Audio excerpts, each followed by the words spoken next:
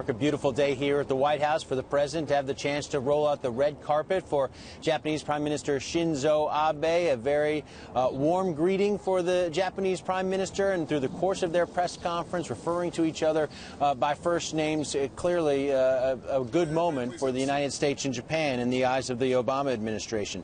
The two leaders during the course of their press conference talked about the alliance and that they're more than just allies, they're true partners and friends. They talked about military cooperation, enhanced military cooperation moving forward, that it shouldn't be seen as a provocation to China. And on the central economic issue between these two countries, the Trans-Pacific Partnership, the still ongoing trade talks between 12 Pacific nations, they acknowledge the U.S. and Japan have still not resolved their individual differences over trade, but they're getting closer to a final deal. With respect to trade, we reviewed the progress our teams have made towards the Trans-Pacific Partnership. I know that the politics around trade can be hard in both our countries, but I know that Prime Minister Abe, like me, is deeply committed to getting this done, and I'm confident we will. On the bilateral outstanding issues, we welcome the fact that significant progress was made. We will continue to cooperate to lead the TPP talks through its last phase.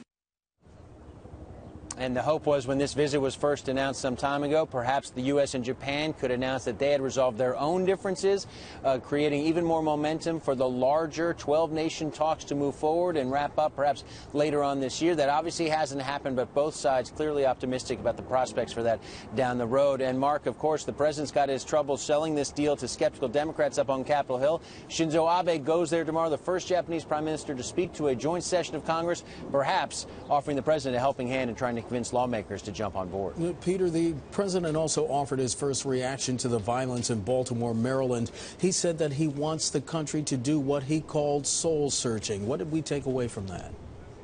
Well, it was a long answer from the president. He clearly was ready for a question on Baltimore and the violence that's played out there over the last 24 hours just down the road from here in Washington. He expressed, of course, concern for the family of Freddie Gray, and expressed concern for the police officers who've been injured and in the line of fire there in Baltimore. But he said that there's a larger question here for the country, and that there needs to be more focus on the issues that led to this in the first place. Take a listen to the president.